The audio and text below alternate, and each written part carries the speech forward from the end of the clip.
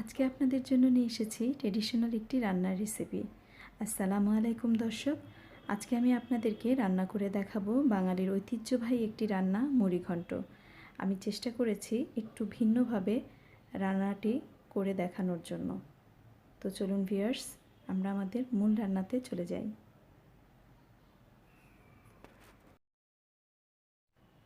মুড়িঘণ্টার অন্যতম উপাদান মাছের মাথা। আমি এখানে নিয়েছি একটি কাতল মাছ এবং সেই সাথে নিয়েছি কয়েক পিস মাছের টুকরা। আমি মাছগুলো হলুদ লবণ মাখিয়ে তারপরে ভেজে নিয়েছি এবং সেই সাথে নিয়েছি কিছু এরকম ছোট ছোট আলু কেটে হালকা হলুদ লবণ দিয়ে ভেজে, এবং আরও নিয়েছি এখানে আমি ছোলার ডাল। ছোলার ডালও আমি প্রায় ধুয়ে 1 ঘন্টা ভিজিয়ে রেখে তারপরে আধা সেদ্ধ করে নিয়েছি। দেখুন, ডালটি পুরোপুরি সিদ্ধ হয় নাই, চাপ দিলে তখন ডালটি ভেঙে যাচ্ছে। পুরোপুরি সেদ্ধ করলে রান্না হতে হতে ডালটি একদম গলে যাবে, তাই আমি আধা সেদ্ধ করে নিয়েছি। এছাড়াও আমি এখানে নিয়েছি মুগ ডাল। আমি মুগ ডালগুলো আগে হালকা একটু ভেজে নিয়েছি, ভেজে তারপরে ধুয়ে প্রায় আধা ঘন্টা মতো আমি 1 কাপ মুগ ডাল আমি এখানে ভিজিয়ে রেখেছিলাম। তো এবার আমি চুলাতে একটি ফ্রাই প্যান দিয়ে এর মধ্যে দিয়ে দিব 2 টেবিল চামচ সরিষার তেল। আপনারা চাইলে সয়াবিন তেলও দিতে পারেন। এখন ফোড়ন হিসেবে আমি এখানে দিচ্ছি 3টি শুকনা মরিচ, 3টি ছোট ছোট দারচিনির টুকরা, 4টি এলাচ এবং 2টো কাঁচামরিচ মাঝখান দিয়ে ভেঙে এবং 2টো তেজপাতা।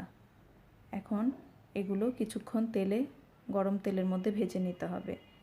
এবারে আমি দিয়ে দিচ্ছি এর মধ্যে পেঁয়াজ কুচি।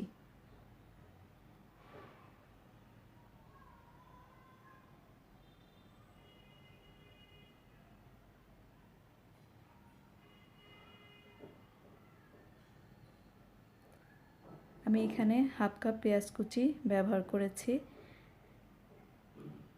এখন চুলার আঁচটি বাড়িয়ে কিছুক্ষণ ভেজে পেঁয়াজগুলো লালচে করে নিতে হবে। পেঁয়াজ লালচে হয়ে যাওয়ার পর আমি এই তেলের মধ্যে দিয়ে দিব 4 চা চামচ আদা রসুন বাটা।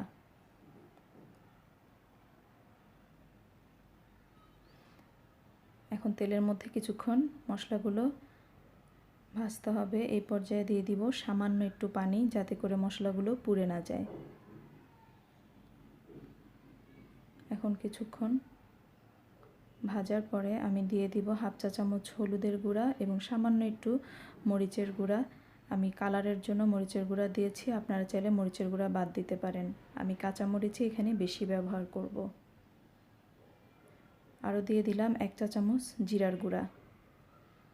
এখন কিছুক্ষণ মশলাগুলো তেলের মধ্যে ভাজতে হবে।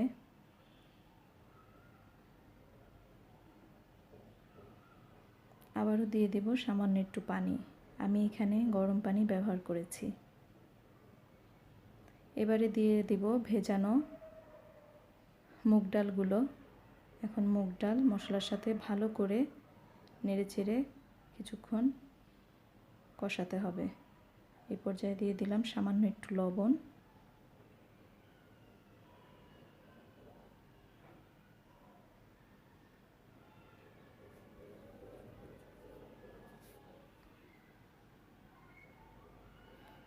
এখন আমি এর মধ্যে 1 কাপ পরিমাণ পানি দিয়ে তারপরে ঢাকনা দিয়ে আমি ডালগুলো আধা সিদ্ধ হতে দিব।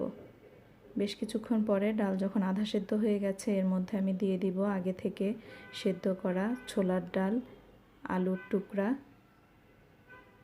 সব কিছু দিয়ে আবারও কিছুক্ষণ কষাতে হবে।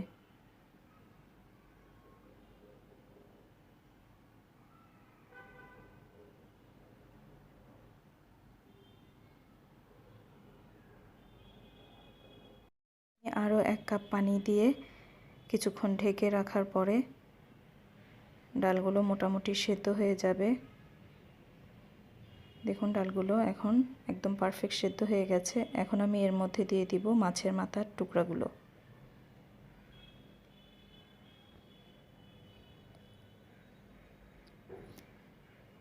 সেই সাথে দিয়ে দিব আমি পাকা টমেটো। আমি টমেটোগুলো ডিপ ফ্রিজে সংরক্ষণ করে রেখেছিলাম, এই কারণে একটু বেশি নরম হয়ে গেছে, তবে আপনারা চাইলে একদম ফ্রেশ পাকা টমেটো দিতে পারেন।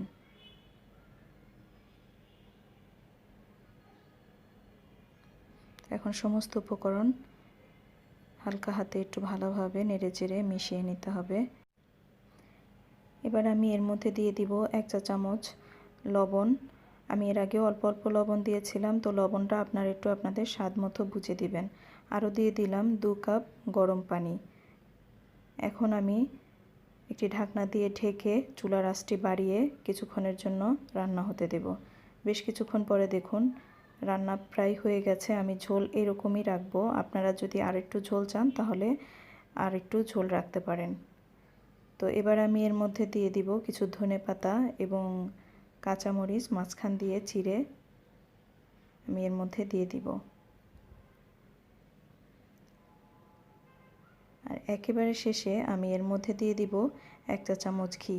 তবে কেউ যদি না চান তো ঘিটি বাদও দিতে পারেন, কিন্তু ঘি দিলে একটি অসাধারণ ফ্লেভার আসে রান্নাটিতে। এখন আমি 5 মিনিটের জন্য আবারও একদম লো হিটে ঢেকে রাখবো। তো এখন আমি একটি বাটিতে সার্ভ করে নিচ্ছি। আসলে ঘি এবং সরিষার তেলের যে অনন্য অসাধারণ একটি ফ্লেভার, এটি আপনারা রান্না না করলে বুঝবেন না। চমৎকার একটি ফ্লেভার আমি পাচ্ছি। আশা করি আপনারা রান্না করলে নিশ্চয়ই আপনারা এই ফ্লেভারটি পাবেন। তাহলে দর্শক, এই ছিল আমার একটু ভিন্নভাবে তৈরি করা মুড়িঘণ্ট। আর আমার রেসিপি যদি আপনাদের ভালো লাগে তাহলে অবশ্যই লাইক দিবেন, শেয়ার করবেন এবং আমার এই চ্যানেলটি সাবস্ক্রাইব করবেন। তো সবাই ভালো থাকবেন, সুস্থ থাকবেন। ইনশাআল্লাহ পরবর্তীতে আবারও কোনো নতুন রেসিপি নিয়ে আপনাদের সাথে আবার দেখা হবে। আল্লাহ হাফেজ।